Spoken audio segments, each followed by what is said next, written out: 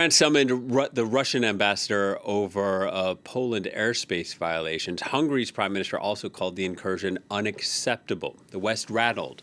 Early on Wednesday, Poland shot down Russian drones in its airspace with the backing of military aircraft from its NATO allies. This is significant. It is the first time a NATO member is known to have fired shots during Russia's war with Ukraine. We are joined by SHirli Sitbon from our news desk. Let's look at the successful shooting down of these drones, but not all drones were neutralized, were they, SHirli? Tell us a bit more. No, exactly. Some of them were neutralized, others crashed. They were found on the ground in Poland, and one hit a building. We can see various images from Poland.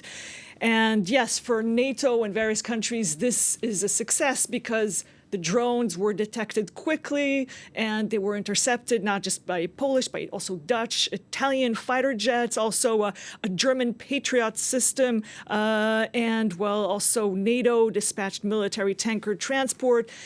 And yes, so most of them, and no one was wounded, but yeah, several drones were indeed intercepted, detected, but they were already on Polish soil.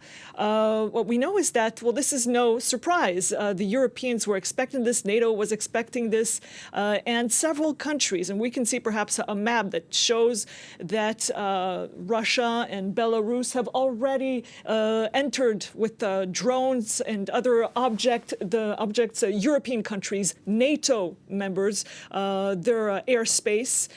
And until now, just a few drones, but this time it's really massive. 19 airspace violations detected in just one night.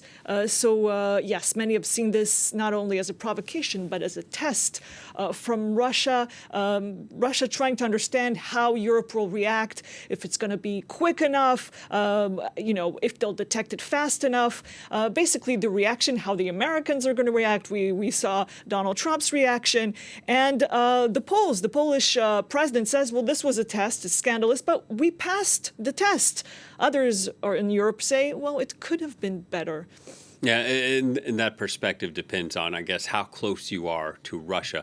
And some of these countries are saying NATO needs to come up with stronger measures. Yes, because if you, like, for example, the opposition in some of the countries that, where their airspace was violated, they say, well, if we wait until those drones or those missiles, but let's just those drones, they cross the border, and then once we detect them crossing the border, we start thinking about how to intercept them and to is it too late? Strike. It's a bit too late. So the Lithuanian opposition has said after this, how do we call this violation of their Polish airspace, they've been saying that we need to strike them and to intercept them already when they're in Ukraine, when they're approaching, or in Belarus, when they're approaching our borders.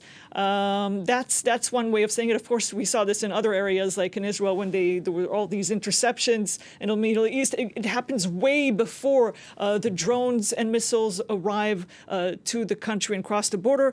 But this, it involves another attitude, another approach from the Europeans and from NATO altogether. It means that they'll be acting in potentially in Ukrainian territory or in Belarusian territory, and that would change everything for the Russian President Vladimir Putin. Some would see this as an escalation. Of course, the Europeans see this as a defense mechanism to protect their ground and their territory, but others will intercept it, will interpret it otherwise. And especially now that we know that some countries and some leaders are still not certain that this was a deliberate violation of Polish ground. Some are saying maybe this was an accident. So, yes, this move would change things. Yeah, and when we're looking at the defense systems, there's NATO. There's also one that Europe is setting up. It's the European Sky Shield initiative. What more can you tell us about that one?